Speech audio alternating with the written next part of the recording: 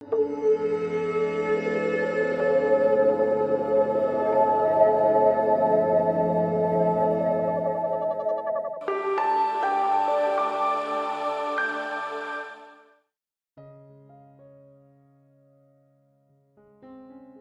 back to the Clay Studios oil painting tutorial. This is class 5 of the Vijaya Lakshmi painting, one of the 8 forms of Lakshmi avatars that we are working on. And this particular Lakshmi is called Vijaya Lakshmi. Vijaya means success. Wow, then success is already around the corner for you, isn't it? So we have been doing layers 1, 2, and we are in layer 3. Layer 1 was the wash, which was covered in my basic tutorial, and then we started with the planning session, which was the first class, and then we did the execution, refining that execution into layer 2, that was blocking and filling in our class 3. Class 4 was kick starting dark versus light, the layer 3. And that's what we are going to continue today. And when we kickstarted Dark versus Light, there was also another thing that we had kickstarted. What was that? To give a little bit of detailing. So we began the detailing phase as well. So right now we continue with that. We'll work on the dress and then come to the jewelry and other elements. Yeah, starting with the dress again. I think in the last session I also said I had to do a little bit of enhancing the face, making it slightly bigger to adapt to the whole environment, and I also have to adjust a little bit on the body structure or as well. I have to do that. I will do that when we work on it now. Okay, so this color is a lovely purple. um, I'm going to build the purple color um, by adding crimson and ultramarine blue. Okay, so I have a bit of ultramarine blue, and I take crimson as well to blend in, and I want that color. And a lighter tonality will be adding a bit more of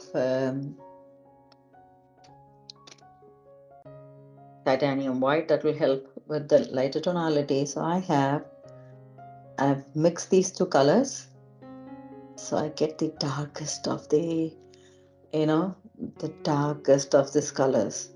And to this I add titanium white. I have a lighter, so the one that is actually lighter than what you see here, huh? One step lighter than what you see here. So I'm going to fill this in first. And while I fill in, I also want to do certain things like adjusting for this body structure. That's the space where I've noticed the mistake. I'm going to fix that.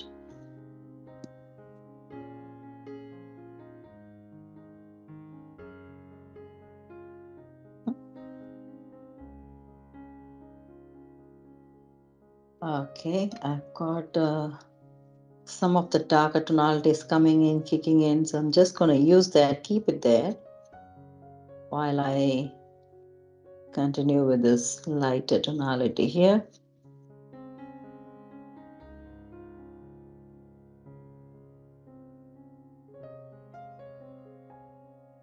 This hand needs slight bit of refinement. Got this going. I guess the shoulder line also needs to be corrected some way. I am going to make a mark there. So lightly with another color to see where things are and see. Okay, I just needed it. That's where I wanted to correct it. Yes. So that's the correction. And when I do the background, I'll make sure that that section is covered in another color to fix it, and it should be fine. Yep. So I'm going to work on this color on the base as well, where her leg is. And somehow I felt that the way the leg is placed, the way the fold of her um, leg is placed isn't right in my picture. So I'm just correcting it as well. So I just want to show that the fold is here. That. So filling it in, that's the easiest part. We know that very well. We have done blocking. So now it's time for us to kick in the darker tonalities. Yeah, I've got that. When I mix the crimson and blue, there's this really dark set of colors. I'm sticking on to my brush number 5 flat. That's what I've been using to do the darker tonalities here.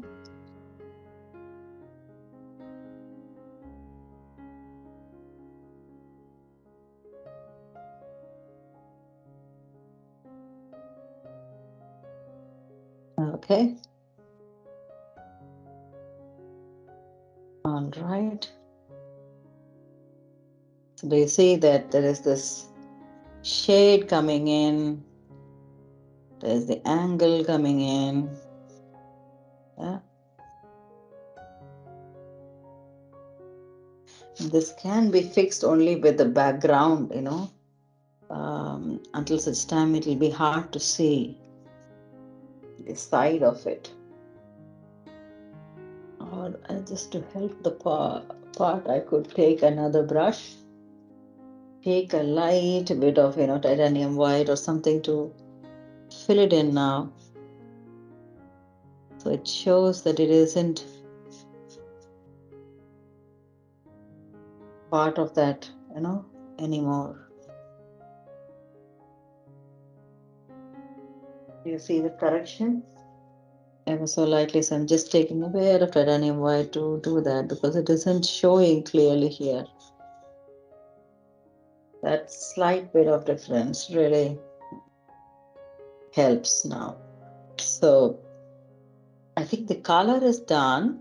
What we need is the highlight that is coming up here. Doing this nicely, darkening the sections where the shade should fall, and also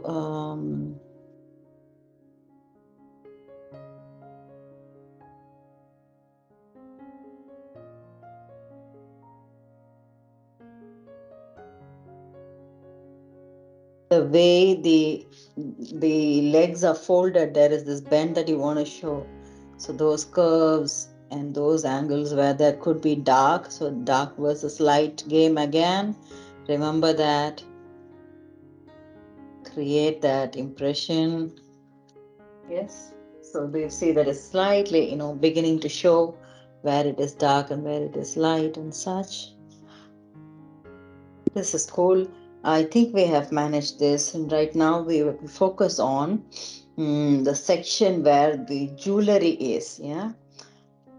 For the jewellery, let's take another brush. I'm taking brush number 4 round. And before I get on with the other jewellery, there is this off-white color shell that I could use, that I could work on. So I take titanium white a bit, add either, you can add a little bit of yellow or yellow ochre to make it slightly off, it doesn't turn totally white, and do this portion one more time nicely.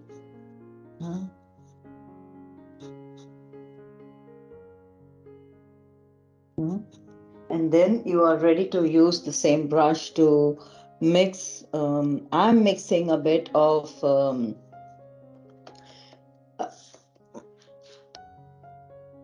permanent yellow to titanium white, and also I'll take yellow ochre to do the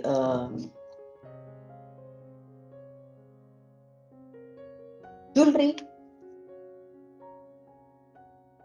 And even in the jewelry, we need to have some darker tonalities. Yeah?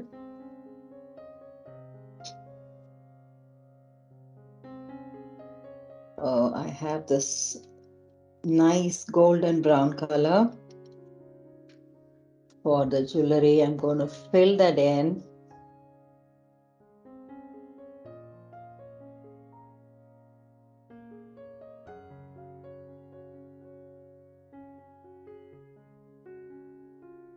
Okay, cool. And I want to have few other jewelry things also, like her earring. So I'm just going to make a nice spot here. Yeah. And I will use the same color to fill in the shield.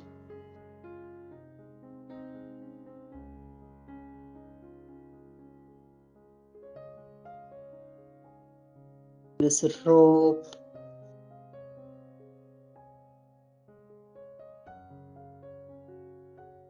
Okay, her necklace.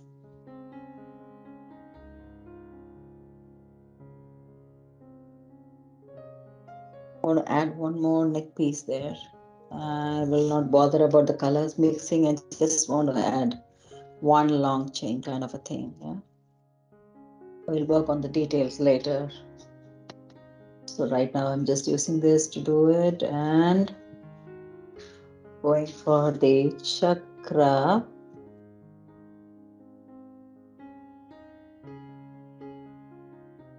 The sword.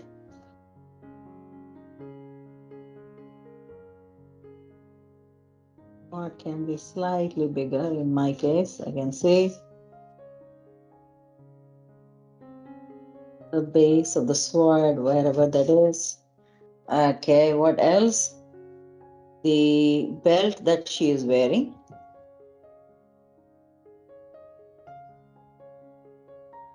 Good. Then bangles to the hands. 8 hands, so 8 bangles. So slow and steady, nice and easy. Let's go over.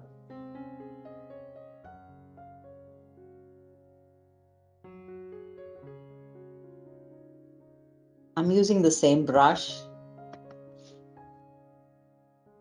And if everything is looking at the same, like the same color, do not worry. In a short while, I'm going to shade them so it'll begin to evolve, begin to show itself even stronger.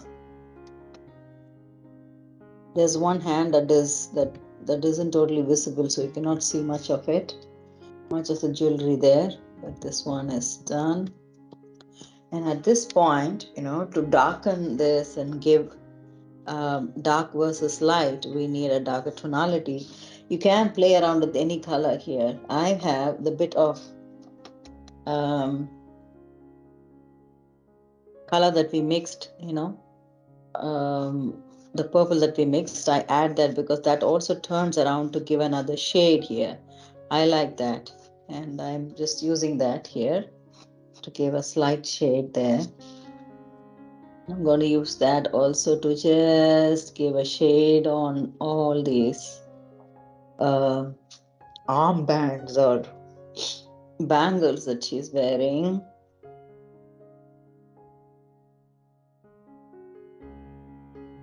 Shadow a little bit on her jewelry, on the necklace, and also the bangles. It doesn't need to be perfect at this point. We're just, beginning to add some more details at a level, at this level, and we will work on that further. But while we, create these details, we're also creating an idea of where the shadows could fall, where is the dark, where is the light, yeah, and such.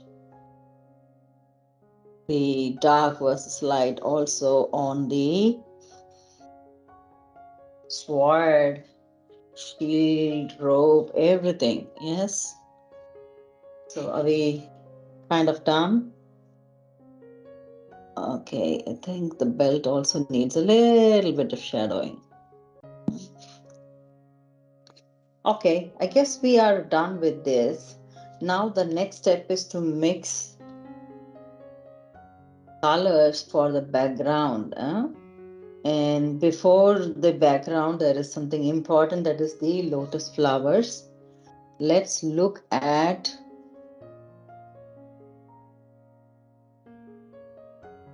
let's look at this lotus flower that she is on. Okay, I want to have it really lighter pink, so I'm going to add crimson and a lot of white. Brush number 6 round, that's what I'm going to take.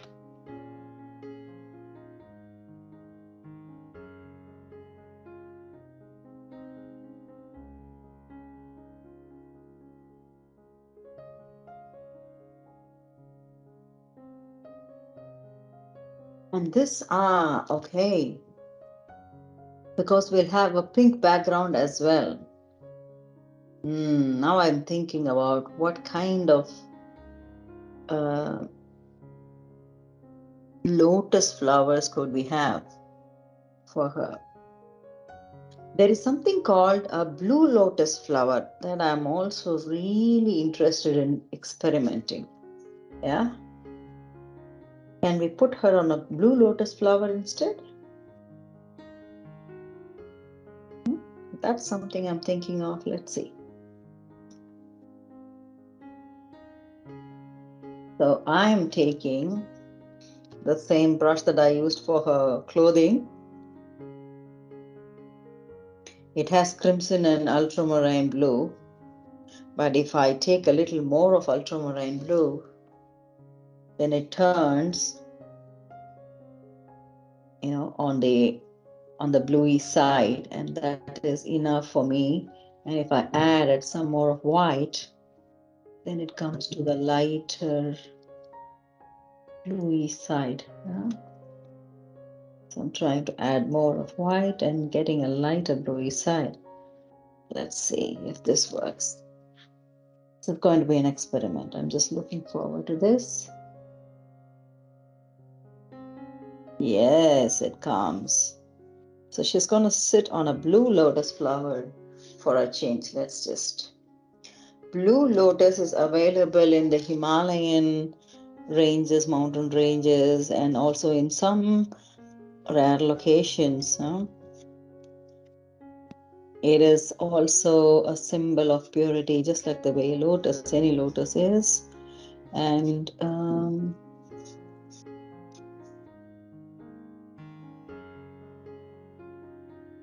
so we'll have some definition of this lotus in a different color tonality.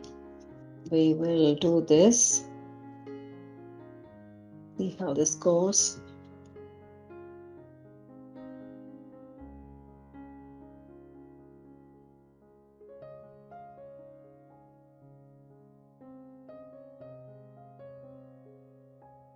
And luckily, it is just blending well and hiding the previous color range. The previous color range actually will act as a catalyst, or as, to highlight what we are doing in the foreground. So don't have to really worry about it. The color shifts to blue. This is lovely.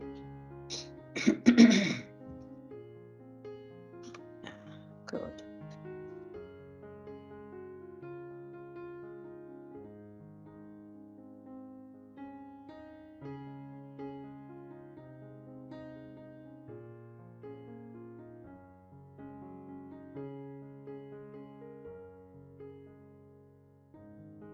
So we are giving the goddess of success a blue lotus flower.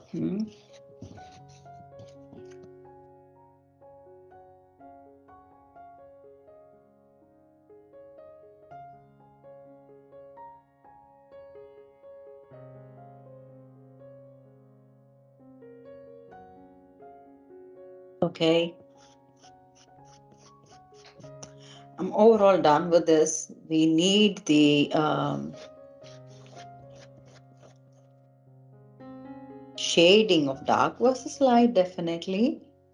We'll do that short while.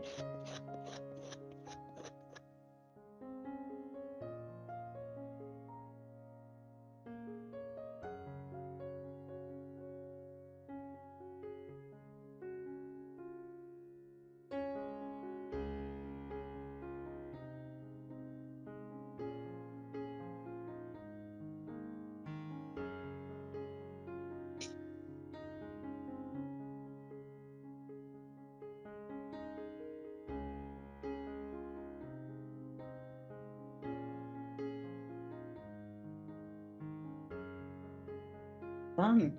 So right now, to give the shade, playing along with something dark, I'm just taking the purple itself to do the kind of shading, contouring. Mhm.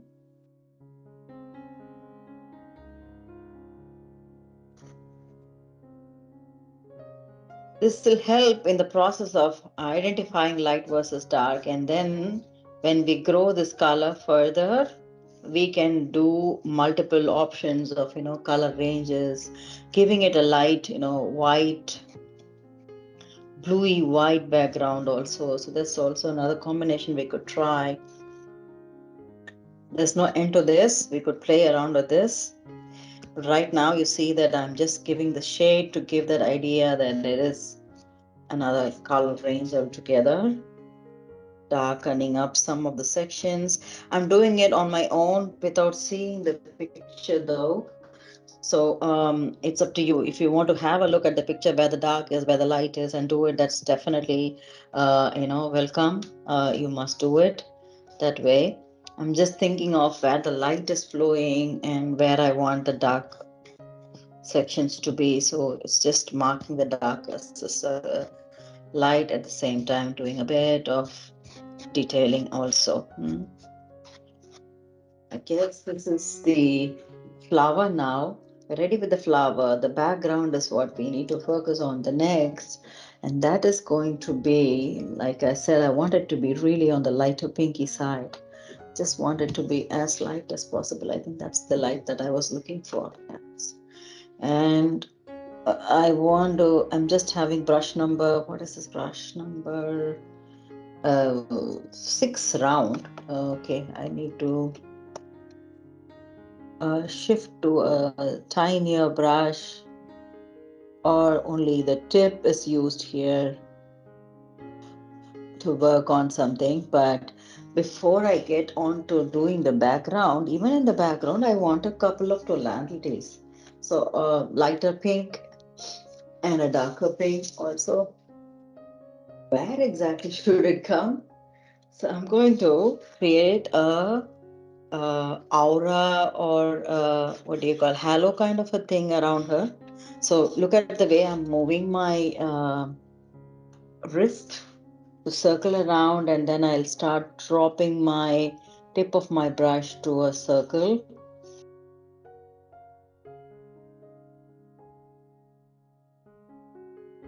where I feel, the aura has to, or the halo has to look.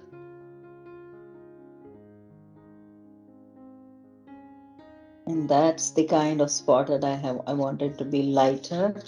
So I have a light pink already here. I just added white with the crimson, and that was it. When I move this brush around, I'm going to move it around in that circular direction of that aura or the halo that I have created. So it just speaks for itself as a lighter background and as a halo.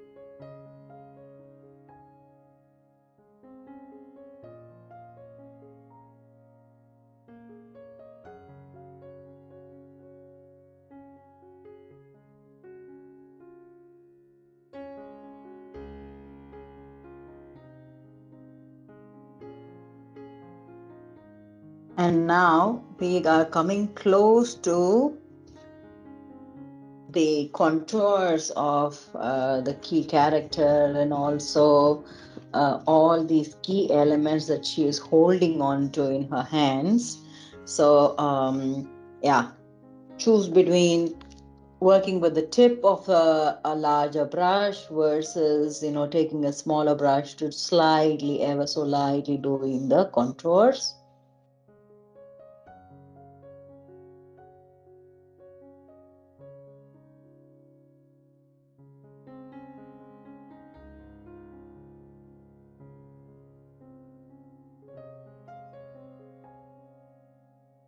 Doing the contours slightly and coming close to her ears, her shoulder. Then I go back and also, blend that contour in as much as possible in all those sections that I work on. Huh?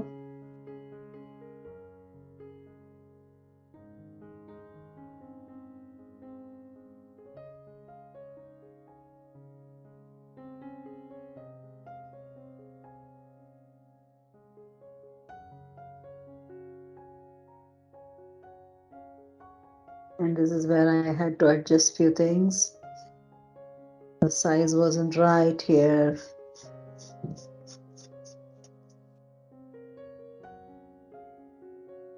Tiny contours really coming close to the hands.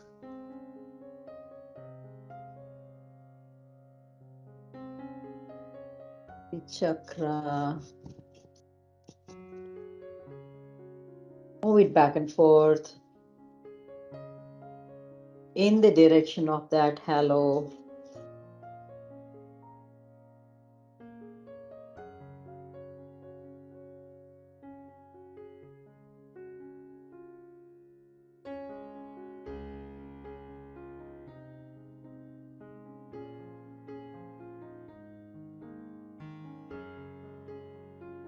Let's do the sword.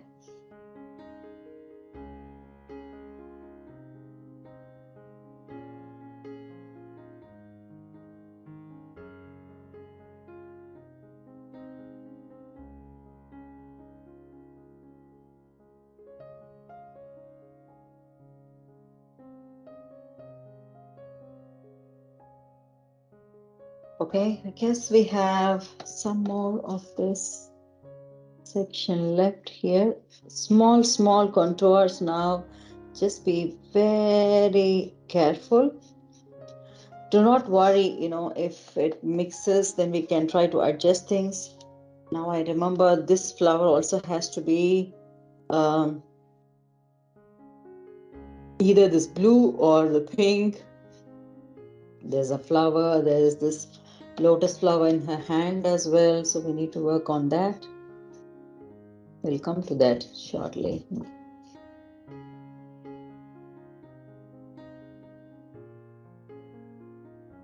See, doing this background layers also helps us establish the connection and see if there is something missing to fix and so on.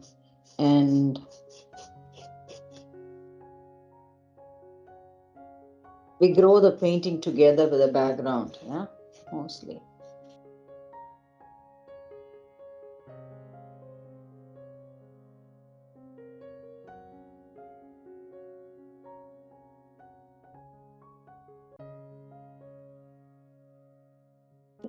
I have managed this side, I have the other side to go.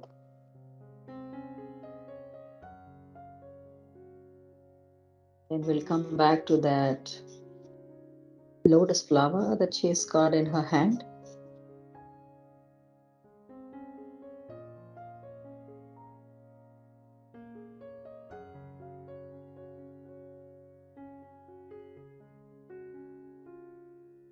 Yes.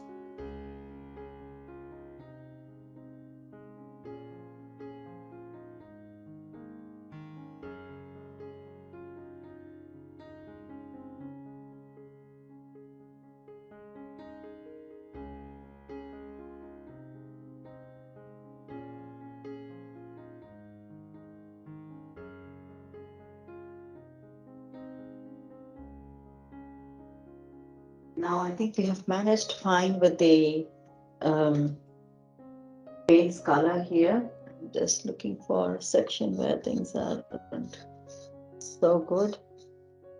Um, I can tell that by the way I have worked, I can tell I will need to refine this even further with one more coat of paint when it dries, so that the background is really cool and ready.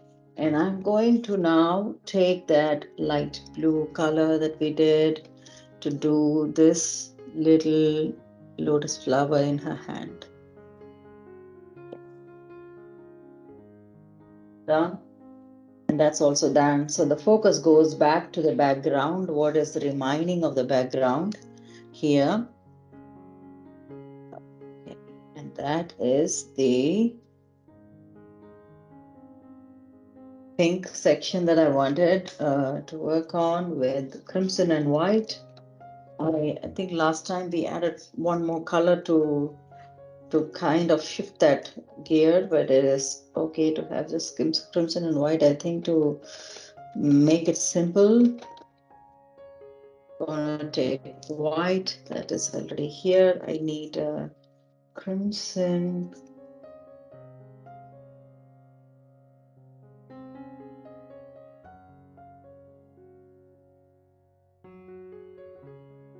Okay, so let's see. I've found a very nice, pretty looking pink color for this background. Maybe that's why I added the blue to tone it down a little bit. Yeah, but it's okay. I guess that's fine. Yes, this color is good.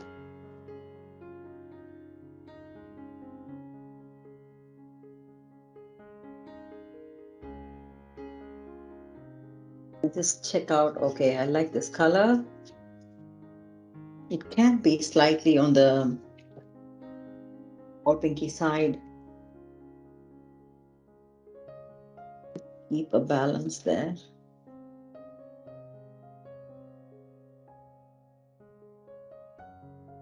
Mm-hmm.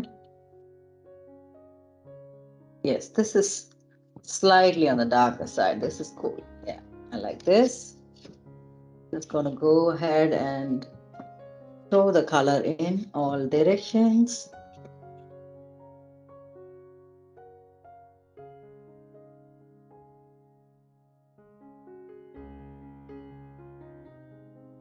Okay.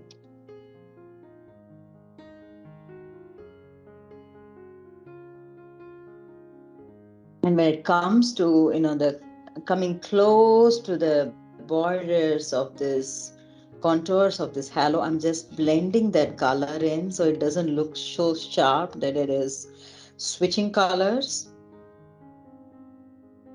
like this. Yes. And then it is easier for me to work on the rest of the space. I have mentioned this that, I've chosen some colors here. It doesn't matter that you need to choose the same kind of colors. As long as we are maintaining the integrity of what we are painting, the key character, the way she is looking, and also, the things that she is representing in terms of what she is having in her hand. That is all you need to focus on, and then you can choose some interesting colors that you love to see her in. Yeah, you have a better combination, you let me know.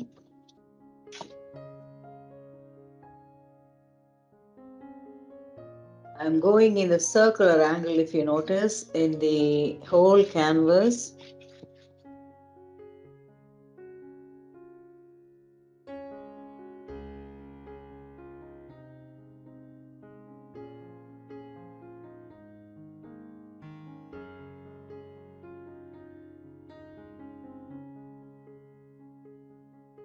All right, I think I finished both the sides, these corners, and I'm going to work on the corners here. But before I get on to that, I need to do the contours of the flower. I'm just switching the camera.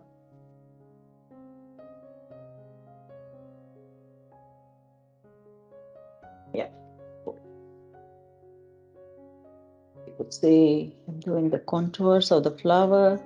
Just don't want the blue to pick up the pink. That's lovely.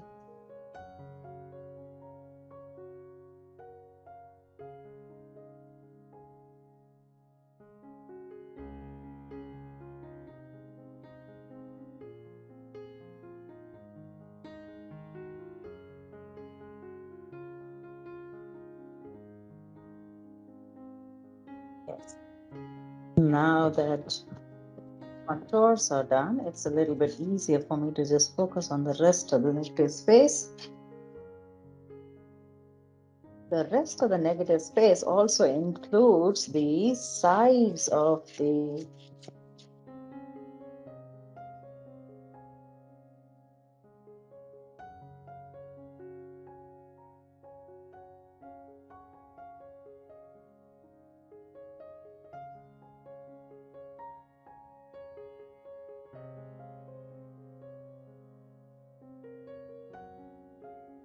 sides of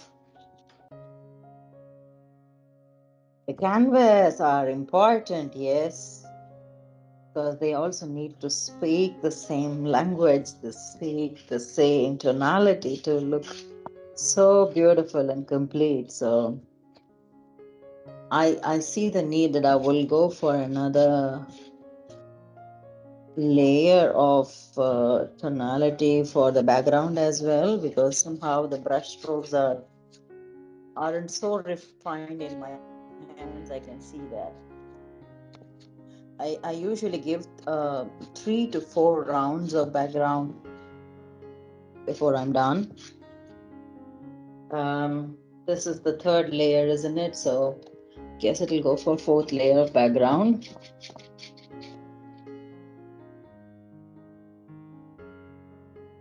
I try my best to make sure that it can be done in this layer, but sometimes, I can tell that it deserves another coat, especially when we have this color change and so on. It makes sense that we do another coat on the background also, so that it talk really well. Nearly there, doing the sides. Also, when I do the sides, I do it in the same angle that I did for the base. So going in a circular way, zigzag way.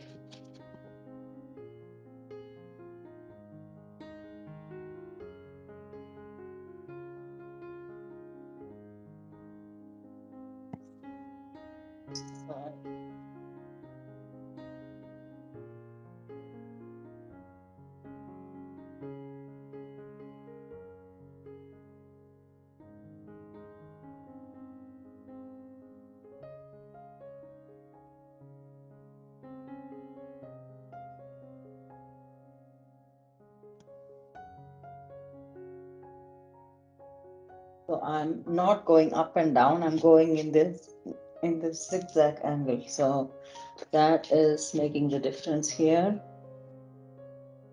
Because that's the angle that comes to a circle here.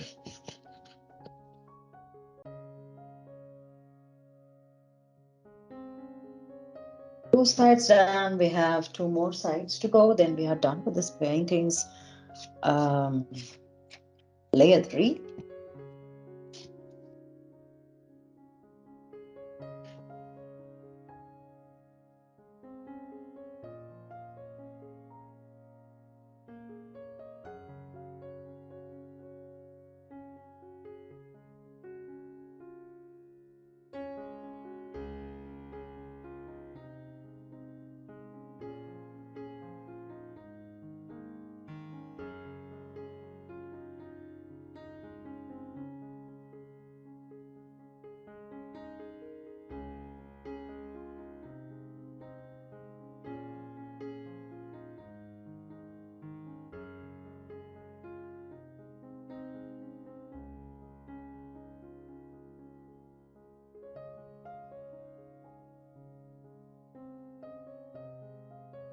Good.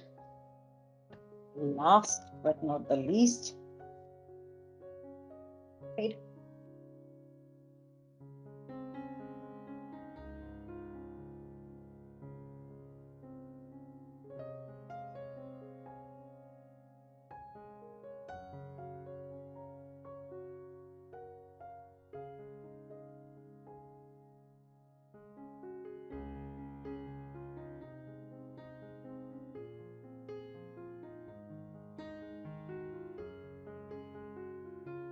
With all these layers, you might wonder, why do so many layers?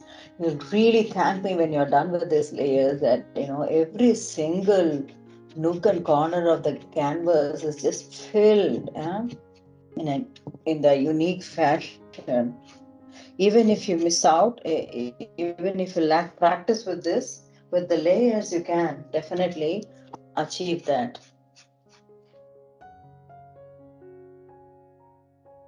So I think we are nearly there.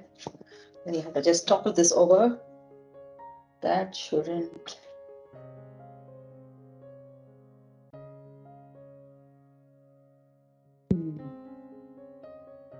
be a big deal. I think they can manage this. I'm also noticing mistakes, spaces that I could have done. So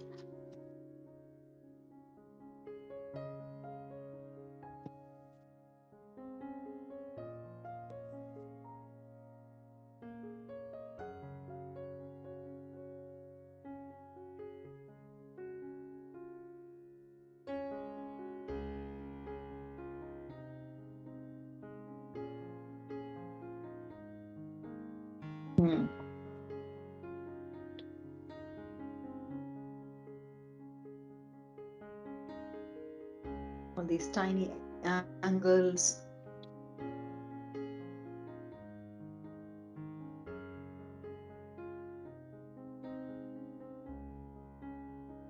Right.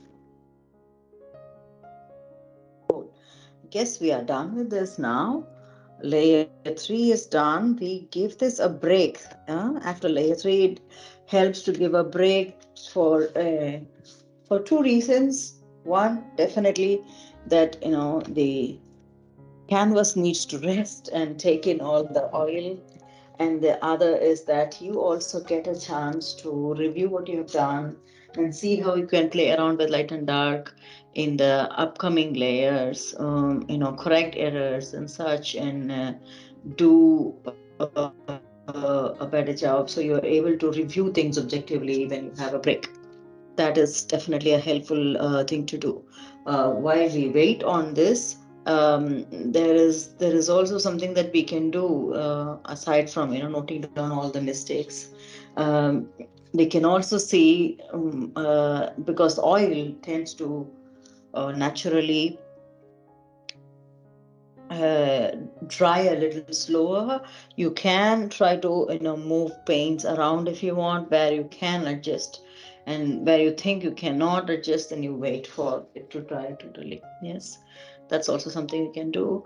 Until we meet up in the next session, stay blessed, stay happy, stay healthy, stay motivated, and the next session is going to be on layer 4. Yeah, let's meet up there. Bye bye.